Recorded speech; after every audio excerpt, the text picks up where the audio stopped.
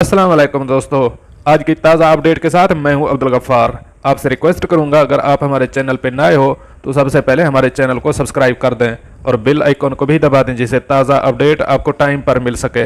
अगर वीडियो पसंद आए तो सोशल मीडिया पर वीडियो को शेयर भी कर दिया करें, जिससे हमारा हौसला बढ़ता है। अब चलते हैं आज की ताज़ा तरीन अपडेट की तरफ। दुबई और शारजा में ईद उल फित्र पर रियायती सेल। अब इस खबर की तफसील। दुबई और शारजा के तिजारती मराकज़ में ईद उल फित्र सेल जुमेरात 21 मई से शुरू हुई है। सारिफीन को ईद के तीसरे दिन तक उनकी ज़रूरियात का सामान सस्ते दामों मिलता रहेगा।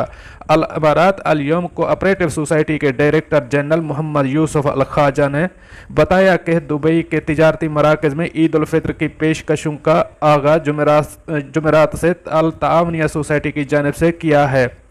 निर्खों में रियायत 20 से 60% तक रहेगी। अल ख्वाजा ने बताया है कि ईद उल फित्र की सेल सारिफीन के मुआशी हालात को मद्देनज़र रखकर तरतीब दी गई है। ईद के तमाम दिनों में सामान सस्ते दामों मुहैया होगा, इसलिए भीड़ भाड़ का मसला पेश नहीं आएगा। अल तावनिया अल इत्तेहाद के चेयरमैन खालिद अल फलासी ने बताया है कि निर्खों में रियायत 50% तक होगी। एशिया सर्फ और खाने पीने की चीज़ों की कीमतें भी कम कर दी गई हैं। गोश्त, मुर्गी, फल, सब्जियां, मिठाइयाँ और खुश्क मेवाजात भी सस्ते दामों दस्तयाब होंगे।